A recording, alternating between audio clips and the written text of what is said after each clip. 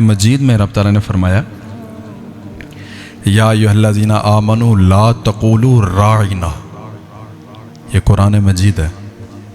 یہاں پر رب تعالیٰ فرما رہا ہے کہ اپنے نبی کو راعنا نہ کہو۔ اس کی تفسیر میں لکھا گیا کہ اس وقت جو یہود تھے ان کی زبان میں راعنا کا مطلب جو ہے نا وہ گستاخی میں آتا تھا۔ مفسرین کرام نے اس لفظ کی وضاحت کرنا بھی گوارا نہیں سمجھا، تو پھر رب تعالیٰ نے فرمایا کہ اپنے نبی کو، میرے محبوب کو راعنا نہیں کہنا، بلکہ کیا کہنا ہے؟ وقالوا انظرنا، اے حبیب ہماری طرف نگاہ کرم کیجئے، واسمعوا۔ پھر رب تعالیٰ نے فرمایا کہ اس کی بھی نوبت نہ آئے کہ تم یہ کہو کہ وقالوا انظرنا، کہ یا رسول اللہ ہمارے ماں باپ آپ پہ قربان ہو جائیں، ہماری طرف نگاہ عنایت فرمائیے، یہ بھی نوبت نہ آئے، بلکہ توجہ سے سننا، غور سے سننا، یکسوئی سے سننا۔ تمہاری توجہ، تمہارا ذہن، تمہاری سوچیں، سب کچھ حضور پاک علیہ الصلاۃ والسلام کے زبان انور پر ہوں اور آپ کے فرمان پر ہوں، تاکہ تمہیں یہ نوبت ہی نہ آئے۔ تو جو رب اپنے حبیب علیہ السلام کی ذات کو مخاطب کرتے ہوئے وہ لفظ نہیں برداشت کرتا جس کا معنی کسی اور زبان میں گستاخانہ ہوتا ہو، تو پھر جو بندے حضور پاک علیہ الصلاۃ والسلام کی شان میں ڈائریکٹ بات کرتے ہوں ان کا کیا حال ہوگا؟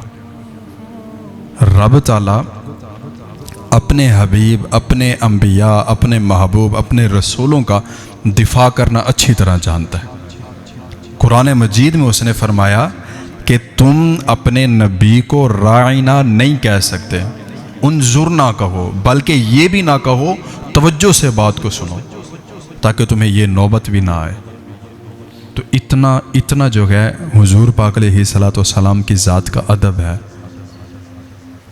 پھر اور مقام پر رب تعالیٰ نے فرمایا کہ لا ترفعوا اصواتکم، کہ تمہاری آوازیں بھی حضور پاک علیہ الصلاۃ والسلام کی آواز سے بلند نہ ہو۔ اتنا ادب ہے۔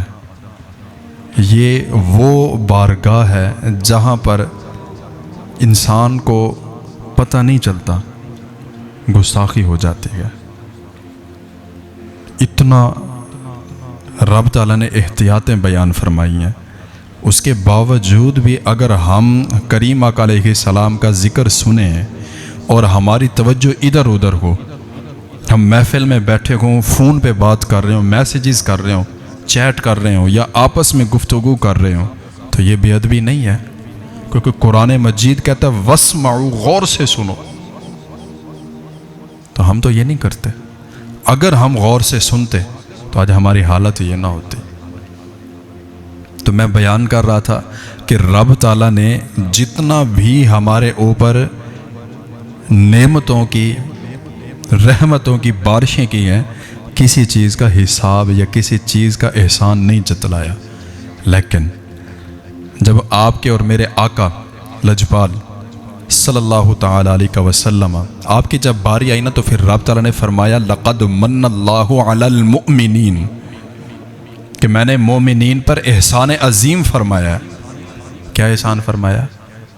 اذ بعث فیہم رسولا، انہی میں سے انہی کے اوپر ایک رسول کو مبعوث کیا، بھیجا، جو کہ میری آیتوں کو تلاوت کر کے ان کو سناتا ہے، ان کے دلوں کو پاک کرتا ہے، ان کے ذہنوں کو پاک کرتا ہے، ان کا تزکیہ نفس کرتا ہے۔ تو یہ وہ نعمت عظمیٰ ہے جس کا احسان رب تعالیٰ نے خود جتلایا ہے۔ اگر اس نعمت کا احسان رب تعالیٰ خود جتلا رہا ہو تو پھر ہمیں بھی تو چاہیے نا کہ آپ کی ولادت پر ہم بھی تھوڑا بہت جتنا ہو سکے ہم بھی اس پر جو ہے نا خوشیاں منائیں، ہم بھی بتائیں کہ یا رسول اللہ ہم بھی آپ سے محبت کرتے ہیں، یا رسول اللہ ہمارے ماں باپ آپ پہ قربان ہے، صرف زبان سے نہیں کر کے دکھانا ہے، صرف دعویٰ نہیں، پھر اس پہ دلیل بھی دینی ہے۔ ایک ہوتا ہے دعویٰ کر دینا کہ یا رسول اللہ میں آپ کا سب سے بڑا عاشق ہوں، یا رسول اللہ میرے ماں باپ، میرے اہل و عیال، میرا مال و دولت، میری جان، سب کچھ یا رسول اللہ آپ کی ناموس پہ قربان ہے۔ یہ ہے دعویٰ۔ اب اس پہ دلیل کیا ہے؟ جب وقت آئے تو سب کے سامنے کھڑے ہوں، جب نماز کی باری آئے تو ہم پھر موبائل میں نہ لگے ہوں، جب اذان کی آواز آئے پھر ہم مسجد میں پہنچے، جب ربیع النور شریف کے مہینے کی آمد ہو جائے پھر ہمیں چاہیے کہ ہم اس دعوے پر دلیل دیتے ہوئے اپنے گھروں میں چراغاں کریں۔ ہمیں چاہیے کہ ہم اپنے گھروں میں درود پاک کی محفل سجائیں۔ یہ ضروری نہیں ہے کہ آپ اتنا بڑے بڑے خطیب بلوائیں، 10 20 لاکھ لگائیں پھر آپ کی محفل قبول ہوگی۔ بسا اوقات ایسا ہوتا ہے کہ جس نے 20 لاکھ لگایا نا اس کی محفل قبول نہیں ہوتی، لیکن ایک بندہ اپنی کلی میں بیٹھ کے محفل سجائے بیٹھا ہوتا ہے، چھوٹے چھوٹے بچے بیٹھے ہوتے ہیں، درود پاک پڑھ رہے ہوتے ہیں، ان کی محفل قبول ہو جاتی ہے۔